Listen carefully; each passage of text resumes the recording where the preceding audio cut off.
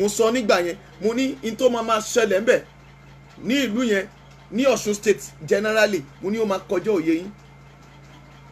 Ẹ wo bọ́n ṣe ń para wọn sí, ẹ wo bí wọ́n ti ń para wọn nísìn. Ẹ tí ì rí kankan o, ẹ tí ì rí kankan. The fight is still coming. Wọ́n máa gbé orí ọba dání báyìí. Ẹ lọ gbọ́, ẹ lọ kọ́lẹ̀. Wọ́n máa gé orí ọba báyìí, wọ́n máa gbé dání lọ́ṣun. Ẹni Woli Abiodun ọmọ fún mi. Ẹ̀sán, ẹ̀kúrọ̀lẹ́, ẹ̀kálẹ́ níbi gbogbo tẹ̀ tí ń gbóhùn wa. Ẹ káàbọ̀ sí orí Òjíṣẹ́ TV níbi tí a ti máa ń mú oríṣiríṣi ètò wá fún wa lórí ọ̀rọ̀ ayé wa. Tẹ́yìn náà bá wò ẹ fi kọ́gbọ́n, àwa náà á wò a ó fi kọ́gbọ́n. Ẹ bá wa like, ẹ bá wa share, ẹ bá wa comment sí orí Òjíṣẹ́ TV. Pàápàá jùlọ ẹ bá wa tẹ notification bell so that a bá upload ẹ̀yin lè máa kọ́kọ́ máa rí ohun tí a bá gbé jáde sí orí Òjíṣẹ́ TV. Ṣé wá rí nǹkan tó mú wá fún wa lẹ́ni ara ọ̀tọ̀ ni ó lágbára. Mo fẹ́ kẹ́yìn náà jókòó kẹ́ wá lọ wo ohun tí a mú wá fún wa lẹ́ni. Ó yá ẹ wá lọ wò. Èyí tí mo fẹ́ fi bá ọmọ ilẹ̀ Yorùbá gbogbo sọ̀rọ̀ àkókò tí mo wà yìí. Orúkọ mi ò yí padà, Woli ọmọ Abiodun ni mò ń jẹ́. Torí èmi a máa sọ pé ẹ kú ilé là ń kí ará ilé. Ẹ káàbọ̀ báyìí la máa ń kí èrò ọ̀nà.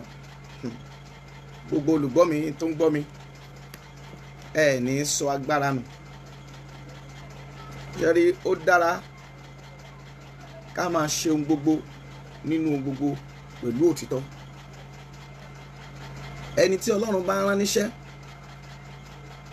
ó yàtọ̀ sí ẹni tí ń fi ara ṣe. Ẹ rí ìbẹ̀rù Ọlọ́run ní ìpilẹ̀ṣẹ̀ ọgbọ́n. Mo kí àwọn ọmọ mi Odúgbẹ̀san fún Kerut, ẹ kú ìrọ̀lẹ́, ẹ máa bá mi ṣe ẹ̀ṣẹ̀ ẹ jọ̀ọ́ ẹ jẹ́ kí ọ̀rọ̀ yẹn kó wọ ìgboro lọ. Torí ó ti tó ọjọ́ mẹ́ta tí Woli ọmọ Abiodun ti kalẹ̀ gbàgàdà sí orí YouTube, Facebook.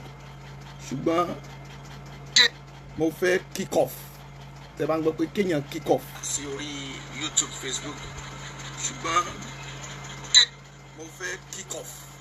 Tẹ́ bá ń gbọ́. Mo fẹ́ tẹ̀síwájú nínú ìrìn àjò náà. Ọ̀pọ̀lọpọ̀ story ni mo ti gbọ́. Ọmọ Abiodun ti lọ gbowó lọ́wọ́ olóṣèlú bóyá something like that. Ṣùgbọ́n ó mọ̀ pé bóyá bá gbàdúrà bí ò bá sí ẹ̀rí, ẹni tó ń gbàdúrà yẹn ó máa dàbí ẹni tí ò máa ṣe lójú èèyàn. Òun ló mú mi padà wá lénìí láti wá rin ìrìn àjò tá a fẹ́ jọ rìn lálẹ́. Ṣé rí gbogbo wótòwótò tí gbogbo ènìyàn ń sọ nípa Yorùbá nation àbí ilẹ̀ Yorùbá lọ́pọ̀lọpọ̀? Mo ti sọ ti pẹ́, mo fẹ́ flashback lénìí ni, ṣùgbọ́n láti ọ̀la lọ àwa wo mi nínú àgbà mi ẹrù gbọdọgbọdọ. Èmi a máa sọ fún wa pé ìjì ńlá lèmi tẹnìkan ò lè gbé mọ̀nàmọ́ná tí ń bẹ lórí àpáta tí dún kọrùkọrù, ejò tí ń bẹ lórí àpáta bí mi ìgbélé máa gbátẹ́gùn bí mi ìgbátẹ́gùn máa gbéwé kíkásíkásí. Bẹ́ẹ̀ ni omi mi ò gbọdọ̀ sàn kó bojú ẹ̀yìn. Ẹ kú ìkàlẹ̀, ẹ jẹ́ a máa lọ sínú ọ̀rọ̀ náà. Ọ̀rọ̀ Ọlọ́run ni ọ̀rọ̀ orílẹ̀-èdè yìí. Ó dàbí ọ̀rọ̀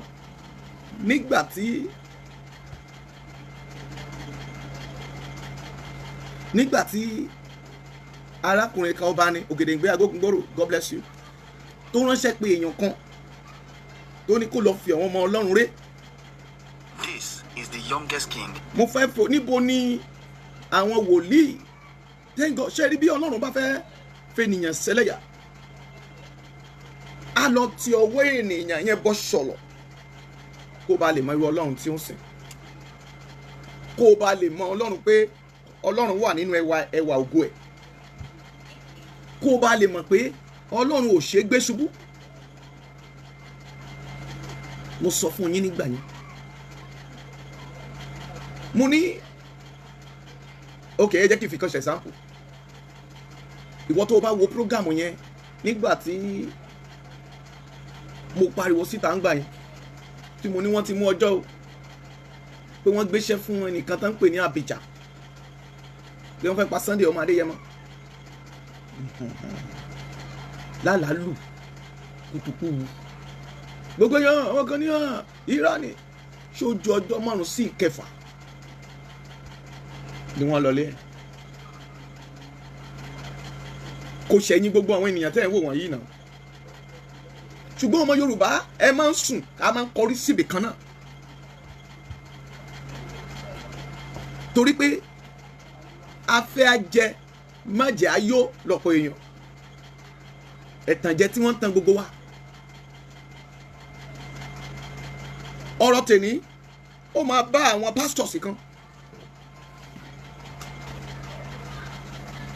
ṣé wọn kò sí ẹ̀mí nínú wọn kò sẹ́mi nínú wọn kò sẹ́mi mímọ́ nínú wọn ẹ̀mí mímọ́ wà nínú wọn tí n bá ń sọ fún wa wípé àwọn ìjọ náà jẹ́ ká wà nínú property jù ní Nàìjíríà èmi náà olórí ìjọ lèmi gbàgbọ́ torí Bíbélì sọ pé tí ìwọ bá mọ òtítọ́ òtítọ́ yóò sọ ẹ́ dòmìnira ǹjẹ́ a mọ òtítọ́ lóòótọ́ ó ní ìṣòdodo ènìyàn bí àkísà ẹlẹ́gbin ni but gbogbo yín lẹ rò pé ìṣòdodo tẹ̀yin wò yìí ìṣòdodo tẹ̀yin àti ẹ̀yin gbọ́ yẹn oh my God ẹ rò pé ènìyàn ni wọ́n lónìí tẹ́ ẹ bá ń sọ̀rọ̀ lórí ọ̀rọ̀ Babangida Gbàdàmọ́sí Babangida ọ̀pọ̀ èèyàn mo ti wo lóríṣiríṣi mo dákẹ́ mò ń wò wọ́n ní ṣé Ọlọ́run ò ní dáríjì ni olórí burúkú ni ibi ó yẹ ṣépè sí ẹ ṣépè síbẹ̀ òun ni mo ṣe kọ́ sórí YouTube yẹn pé Ọbásanjọ́ Tinubu Síjú Adé mo gbàgbé mi ò fi Síjú Adé síbẹ̀ ṣùgbọ́n wàá ti gbọ́ nínú program báyìí ẹ jẹ́ bẹ́ẹ̀ látòrí Síjú Adé Babangida Abiola himself Tinubu Ọ̀chíbàjò àwọn Haúsá wọn yóò gbọ́n mo ti sọ ti pẹ́ pé olórí problem wa ní Nàìjíríà wọ́n ti kó ọ̀rọ̀ yìí mi ní ẹ má gbé mi lọ kóòtù ṣé mọ̀ pé bí afẹ́ bàbá afẹ́ Babalọ́lá wọ́n ṣe gbé Fáturotì Olúgbénga Samuel God bless you wọ́n ṣe gbé Fáturotì àbí kí lórúkọ gáà yẹn wọ́n ṣe gbé lọ sí kóòtù yẹn because ó fẹ́ tú àṣírí tó wà nínú chamber yẹn because ní òfìfẹ́ and all those king they went to the man and go and beg him ẹ bá pẹ́ wọn máa yẹn sọ pé òun ní evidence nígbà yẹn pé dẹ́dẹ́ move ṣùgbọ́n owó kan wọ́ àwọn alágbára Nàìjíríà àwọn apanidáyé kan pani lójú ẹni kan máa wo ni ó ní mo sọ fún ẹ pé bó o bá ní tó gbé sórí tẹ bá rántí General Abiodun tó sọ jáde tó ní nígbà tó fẹ́ pa ya Abraham Adesanya ó náà gbé òun sínú carton àtàwọn bẹ́ẹ̀ bẹ́ẹ̀ lọ ẹjọ́ níbo ni àwọn Fúlàní yìí ti gbọ́n mo fẹ́ sọ àṣírí yẹn fún yín lẹ́ni ìdí tó kan tí mo fi sọ pé ṣé kò sí àṣírí tí wo àwọn pásítọ̀ ọmọ ok ẹja sọ̀rọ̀ lórí Ọ̀ṣínbàjò nìkan the story of Ọ̀ṣínbàjò kọ ìwé lẹ́nìí ó ka ìwé yẹn jáde kí ni orúkọ tó tẹ̀ pé gan ó ń sọ ìtàn àwọn tán ti di coup ní Nàìjíríà is among of them béèrè lọ́wọ́ mi béèrè lọ́wọ́ ẹ ṣé Tinubu is among of them ẹ dákun ṣé kúùpù yẹn Ọ̀ṣínbàjò jẹ́ sójà ikú Abiola Susan God bless you ṣé ikú Abiola níbo ló ti jáde ìjọ wo ni pastor bọ́ síta tó wá ṣe forgiveness tó wá túbá pé mo ṣe nǹkan báyìí a pastor a man of God ọ̀rọ̀ mo tún fẹ́ tú kàsàlà síta o wọ́n máa ní ẹnu bí ọdún ló máa ẹ bàbá máa àtàkì mi gan tí n bá ti mú kí síta máa sá wọlé àwọn tòkè wọn wá tẹ́wọ́ gbà á a man of God ẹ béèrè lọ́wọ́ bàbá Adébóyè ṣé kò mọ Ọ̀ṣínbàjò ṣé kò mọ̀ dáadáa? Former Vice President of Nigeria, Republic of Nigeria, Republic of Ibadan. Everybody went to church every day. Everybody believed in the cause. But ṣé kò lọ sí church ni? Tó jẹ́ pé Babangida ló wá bọ́ta tó wá sọ ikú tó pa Abíọ́lá ò ṣẹ̀yìn Ọ̀ṣínbàjò kò ṣẹ̀yìn ṣó ṣẹ̀yìn Ọ̀ṣínbàjò ni kò ṣẹ̀yìn gbogbo wọn because they are coup.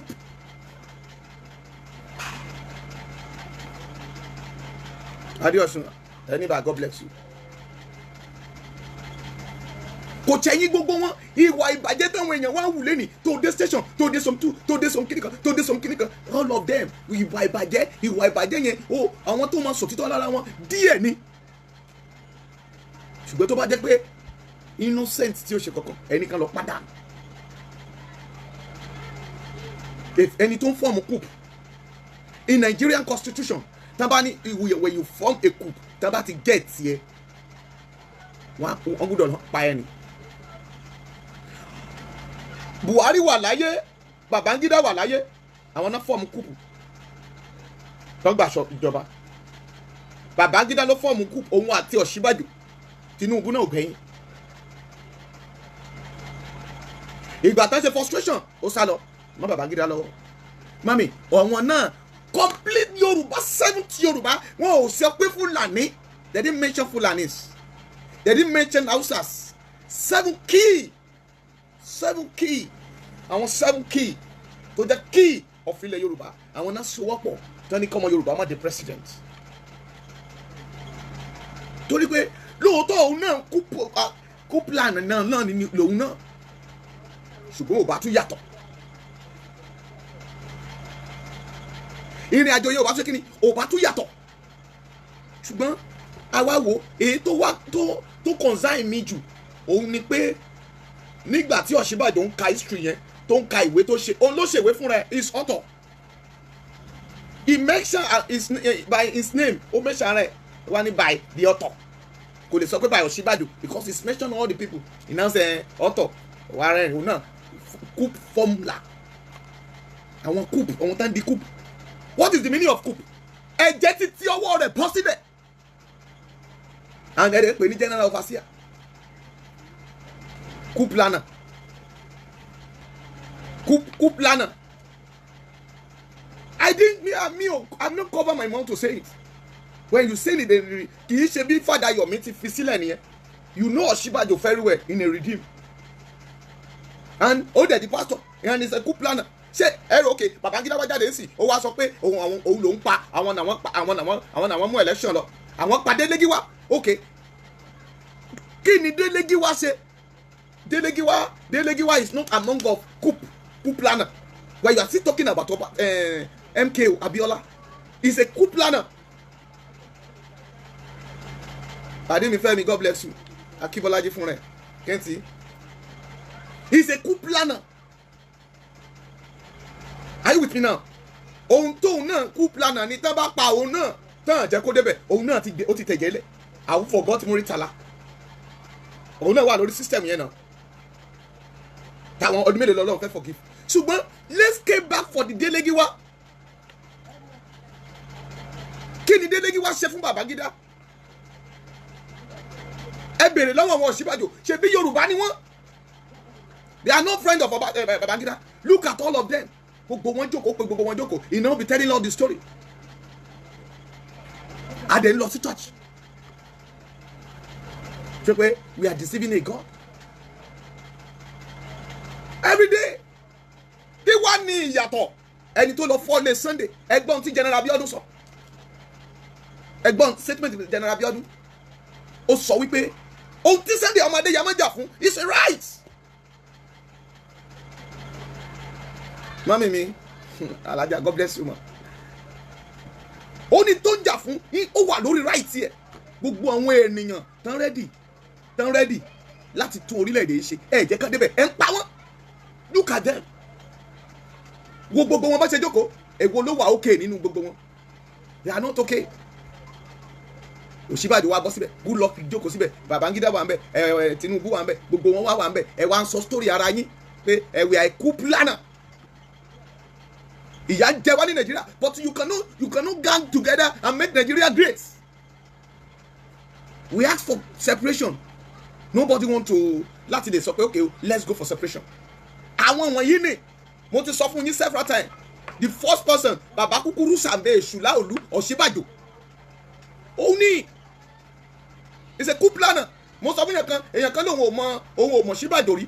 Ìgbà wo ni Ṣíbàjò kà lọ́mọ wá from nowhere. Mo ní oh my God, you are just a baby in this kí ni wọ́n máa ń pè wọ́n àwọn politician. Mo ní you are just a baby for years. Gbogbo tactics. Shari, let me give you the first tactics. Tó lò lẹ́nu ọjọ́ mẹ́ta. You think is an enemy to Tinubu abi? You think Ọ̀ṣínbàjò is ọ̀tá Ọ̀ṣínbàjò? Let me tell you, Ọ̀ṣínbàjò torí Ọ̀ṣínbàjò ó ní ó jẹ́ kí Tinubu kó fi Emefiele sílẹ̀. Ọ̀ṣínbàjò ní ó jẹ́ kó fi Emefiele sílẹ̀. Quote me with that. Ọ̀ṣínbàjò ní ó jẹ́ kó fi sílẹ̀. Because ó mọ gbogbo secret. Ṣé ẹ rí bàbá tẹ́ ẹ wò tó kúrú yẹn? Lecturer ẹ̀ orí ẹ̀ gbogbo orí ẹ̀ èṣù ló wà ń bẹ̀. It's not God. And you see him preaching in the redeemed, preaching in an altar, shouting hallelujah. It's a man devil. Èṣù. I see Èṣù. And we are worshiping a evil. And you are now saying you are worshiping a man of God. Which man of God is that? Which type of man of God is that? The people that are planning to kill people. Lẹ́ni nísìnyí tí Ramani lẹ́ pé káàkiri kó pààyàn. Àwọn apààyàn gangan sọ́n pa wọn. Hallelujah. Àwọn apààyàn gangan sọ́n pa wọn. They are alive. Ẹ wo bọ́n ṣe lọ lé Sunday tán lọ pààyàn. Ṣé o rò pé ṣẹ̀yìn ẹ̀ ni? The first people bọ́n ṣe gágẹ̀ gbọ́ máa gbọ́. Ní ọ̀fífẹ́ àná. Kí lórúkọ bàbá ẹ̀? Kí lórúkọ tán pé? Ṣíjú Adé. Ní gbogbo ilẹ̀ Yorùbá lákòókò náà, ẹ mú iye owó tán gbà. Ẹ gbọ́ General Abiodun sọ. Ó ní ọjọ́ tí wọ́n pa Abíọ́lá. Ní ọjọ́ yẹn, ó ní owó kan jáde ní CBN. Ṣé o rí president tó investigate ẹ̀ rí ni? And wọ́n dẹ̀ mọ̀ pé bí wọ́n bá fa Emefiele mọ ó mọ owó tó jáde ní CBN nígbà náà. Má ṣàṣìṣe program yìí.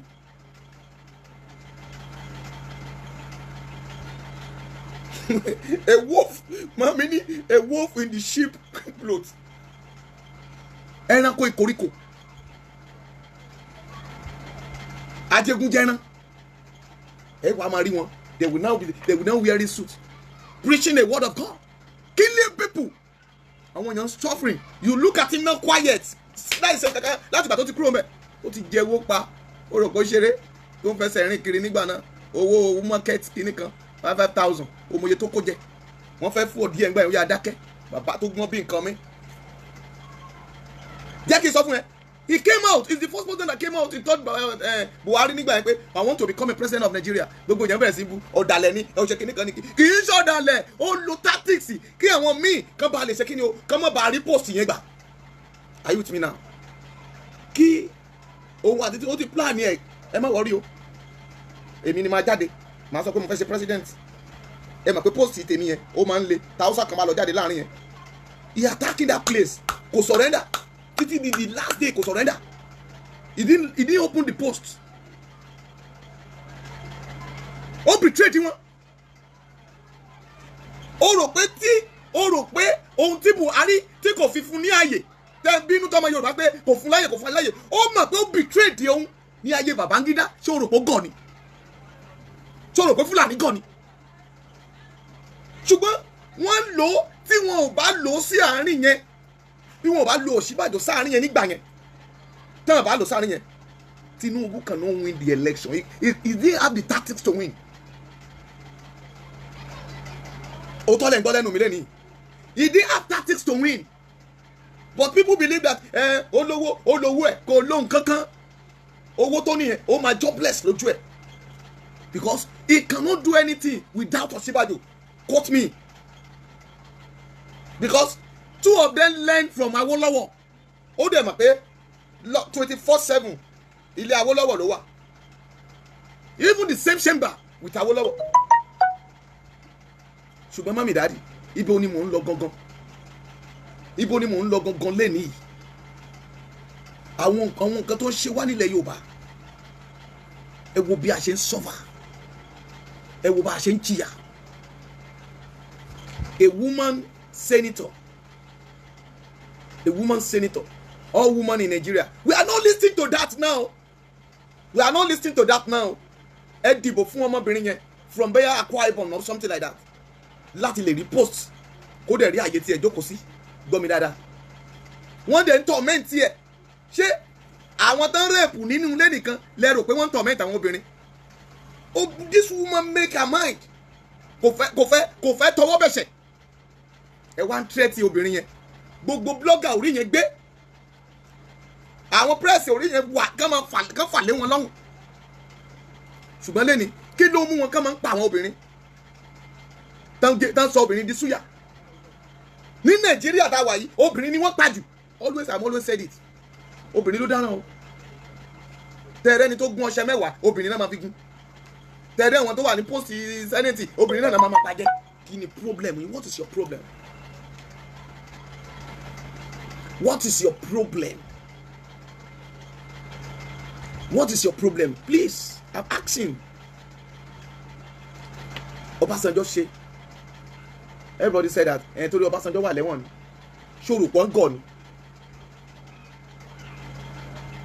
Ṣòro pọ́n gọ̀ ni. Nígbà tán wéṣì Abíọ́lá. Wọ́n mọ̀ pé ó lè wá sí violence.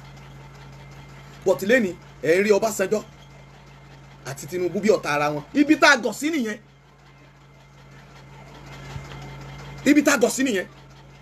Enough is enough.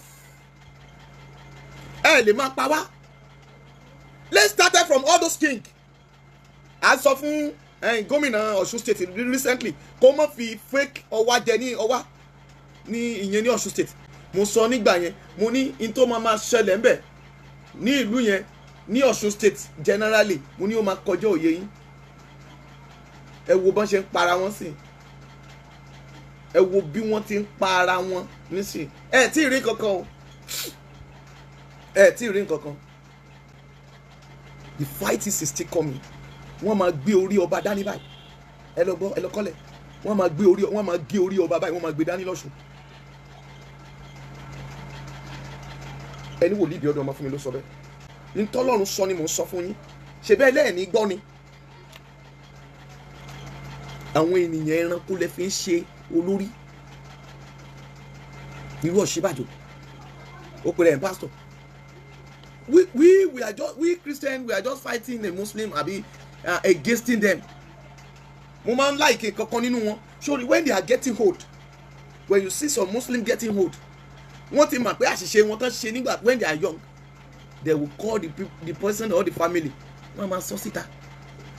Even Hausa generally, tó bá ti rí pé wọ́n ti súnmọ́ grave after 30-something years, when Babangida keeps silent, he now coming out and asking for forgiveness. Ẹ jẹ́ kí Tinubu náà bọ́ síta kó wá sọ forgiveness fún ọmọ Nàìjíríà. Òun náà máa sọ pé òun máa sọ nígbà tó ń bá kúrò lórí oyè. Ẹni kó Ọbásanjọ́ náà wá sọ tiẹ̀. Even the pastor Oshibajo, a man of God. Ẹ máa ní ẹ ṣe jẹ́wọ́ ẹ̀ṣẹ̀ ní kọ̀kọ̀. Bíbélì dẹ̀ sọ pé ẹni bá fi idà pa ènìyàn, a ó pa á nípa idà.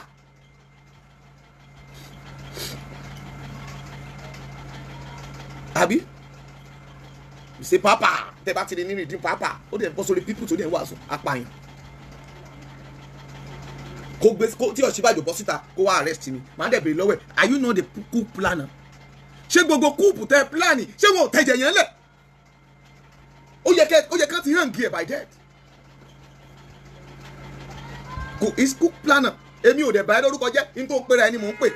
When I'm saying a cook planner,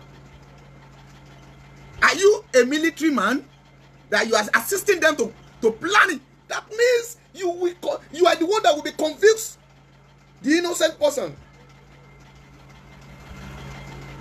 Why you can't ask him? Ṣèbó wá sọ nígbà kan nínú mo ní I have that program, I will go and watch, I go and look it. Timbari Titi Wednesday, I will come and play it for you. Ó ṣe seminar kan fún àwọn ọmọ redeem. Many seminar tó ti fi bá wọn sọ̀rọ̀. Don't confuse our youth. Who is that? It's confusing youth. But ọ̀rọ̀ inú ẹ̀ ó ju ti ó lé lérinwó ṣé àwọn àgbàlagbà tá a fẹ́ kí step tẹ̀lé lẹ́yìn lélẹ́yìí irú àwọn ẹ̀dà wo là ń tẹ̀lé ní Nàìjíríà ẹ jẹ́ á béèrè lọ́wọ́ wa ok ẹ jẹ́ kí wàá gbé question yìí kalẹ̀ báyìí ta ló yẹ ká dá lẹ́jọ́ nínú Babangida Ọbásanjọ́ Tinubu Ọ̀ṣínbàjò àti Buhari àwọn wo ló yẹ ká dá lẹ́jọ́ nínú àwọn tí mo pè wọ̀nyí àti Síjú Adé ẹ ká gbọ́ pé Síjú Adé ti lọ Babangida wà láyé lẹ́nu ọjọ́ mẹ́ta yìí nígbà tí diamond fly out please wọ́n tó ń wò mí bàbá tó sọ síta ń gbà ẹ́ ṣe Bísí Àkàndé ni ta ló sọ síta nísìnyẹn ọjọ́ ṣé kìí ṣe Bísí Àkàndé ni tó ní ikú tó pa àbí kí lórúkọ bàbá yẹn tó ní ikú tó pa Bọ́lá Ìgè ó ní ikú tó pa Bọ́lá Ìgè ó ní kò ṣẹ̀yìn former governor Ọ̀yọ́ state tó ti di ọba lẹ́ni ẹ̀ ń fọ̀wọ́n olórí burúkú èèyàn jọba àwọn apààyàn bíi tiyín ẹ̀ ń fi wọ́n sórí oyè àwọn ẹni ègbé nígbà tẹ́ bá ń fi wọ́n sórí oyè àwọn tí ẹ̀jẹ̀ ti wà lọ́wọ́ wọn you are putting them in throne nígbà tó jẹ́ pé ẹ̀yin gan tẹ́ wà lórí throne tẹ́ wà lórí high class tẹ́ ń pera yín ní government ẹ̀yin gan ẹ̀jẹ̀ ń bẹ lọ́wọ́ yín Yorùbá sùn má jẹ́ ń parọ́ fún ẹ ipò tó fẹ́ ràn ọmọ rẹ lọ yẹn ó fẹ́ lọ sọ ọmọ rẹ dàpọ̀ àníyàn ni because ìkànnì ọ̀rọ̀ ẹ̀ keep it ó máa ṣe tán ṣe bẹ́ẹ̀ àwọn ẹyẹ ìgbàgbọ́ ni mo ti sọ fún ẹ pé wíwálé tí wọ́n wálé Sunday ọmọ Adéyẹmọ láti wá wo ilé ẹ̀ kò sẹ́ni tán lè gbé àkáǹtì ẹ̀yin pásítọ̀ tẹ́ ń sọ̀rọ̀ dáadáa go and stop it èmi ò mọ ibi tọ́lọ́run ti ń bá yín sọ gbogbo jákujàku àwọn èèyàn kan máa gbé káàkiri ẹ̀ dá ọmọ Adéyẹmọ lẹ́kùn jẹ́ kán ibi tí o ti ń jẹun let people stop it in a day gbogbo bára ṣe máa tẹ́ ẹ sí gbọ́ mi kán lé ẹkú olé ẹkọ́ mọ́lẹ̀dé lé ẹ lọ́sẹ̀ kan ìwọ ló máa bí tálẹ̀ máa kù sí náà do you even ask nígbà yẹn o mọ bí Sunday Adéyẹmọ ti gbélé tó ti gbé ayé tó o bá tọ́ ọ láwò wàá mọ̀ pé kò dá kéèyàn wà nínú ahoro General Abiodun tó sọ pé òótọ́ ni Sunday Igboho sọ ó ní ṣùgbọ́n ọ̀rọ̀ tó ń sọ jù kó sọ̀rọ̀ jù ẹ̀sà kó sọ̀rọ̀ jù torí pé ìwọ jẹ́ sójà òkè sọ̀rọ̀ apànìyàn ni wọ́ General Abiodun apànìyàn ni wọ́ torí nígbà tán gbé yẹ sínú àpò inú kátọ̀n kínní tán ní kó lọ pa Abraham Adesanya ọmọ Yorùbá bíi tiẹ̀ tí ìṣe Haúsá tí ìṣe Fúlàní ọmọ iná id welcome sir ọmọ iná òun ni wọ́n máa ń rán síná ìwà ibi ẹni mélòó ló fẹ́ kù Yorùbá torí nǹkan tí a yẹ abájọ tó lọ́run fi sọ wípé má ṣe fi ènìyàn ẹlẹ́ran ṣègbẹ́kẹ̀lé ẹ ẹ̀rù Ọlọ́run ti wá ń bà mí mo rò títí níbi tí mo sùn sí níjẹta mo ní ṣé mi ò ní padà sídìí òrìṣà wa báyìí bó o ṣe mùsùlùmí àwọn èèyàn á máa gé alápatà ènìyàn bó o ṣe pásítọ̀ àwọn èèyàn á máa di kúùpù gbogbo oríṣiríṣi nínú ṣọ́ọ̀ṣì wàá ṣe wọ́n lórí ẹ̀wọ̀n náà máa ta ẹ lọ́fà bó o sọ̀rọ̀ ọ̀rọ̀ Nàìjíríà pé ẹ yí padà kí ni a fi dá èmi ìwé mímọ́ sílẹ̀ Jésù sọ pé ẹ yí padà ẹ ronú pìwàdà ìjọba Ọlọ́run kù sí dẹ̀dẹ̀ olóníkà lọ́ máa wàásù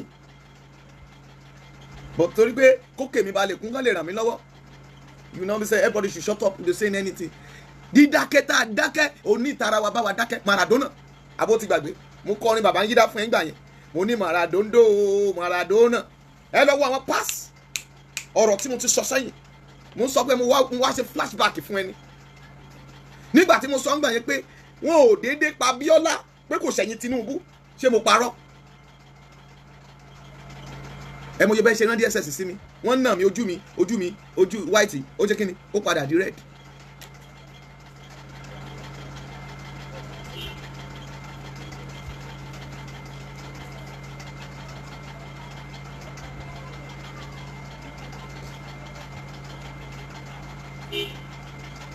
Sorry.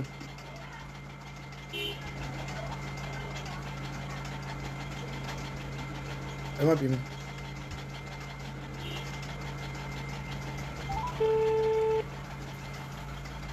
Mo gbà kọ̀ọ̀kan ni, ẹ má bínú.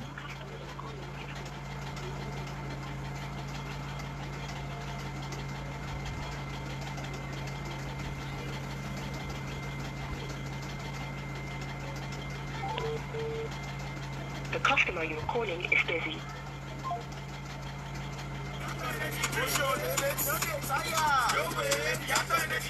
When the journey gets tiring, all we need is something to push our limits.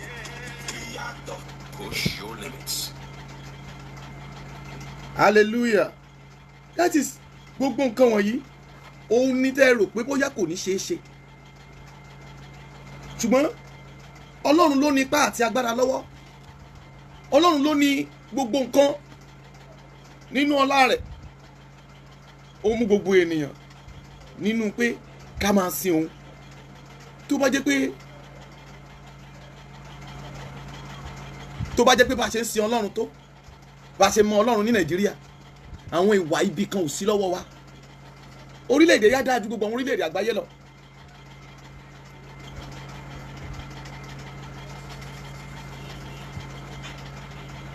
Á dáa ju gbogbo orílẹ̀-èdè àgbáyé lọ. Ṣùgbọ́n torí pé a ò sí Ọlọ́run nínú ẹwà mímọ́ rẹ̀, a ò bẹ̀rù Ọlọ́run, olófà. A dẹ̀ sọ pé ìbẹ̀rù Ọlọ́run òun ní ìpìlẹ̀ṣẹ̀ ọgbọ́n. Mo sọ fún àwọn èèyàn láàárọ̀ yìí, mo ní òdodo tá à ń ṣe, kí là ń pè lódodo gan? Righteousness yẹn kí là ń pè é? Kò sí ẹ̀dá tó bá ní ìbẹ̀rù. Tí ẹ̀dá bá ti ní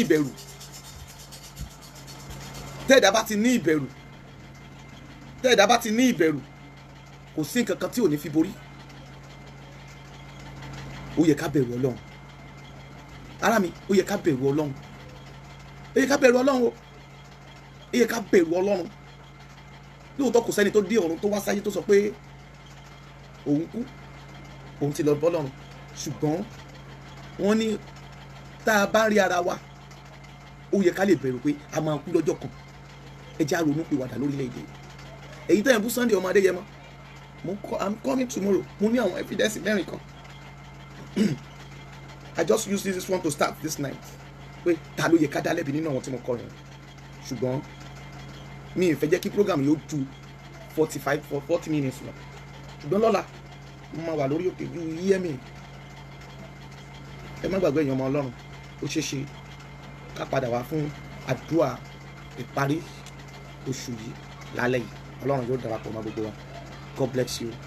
Orúkọ mi ò yí padà. Woli ọmọ Abiodun ni mo jẹ́. Bye for now.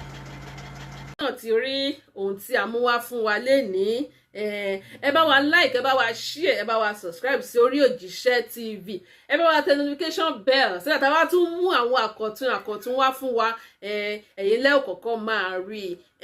Títí di ìgbà tá ò tún máa pàdé lórí Òjíṣẹ́ TV. Ó dàbọ̀.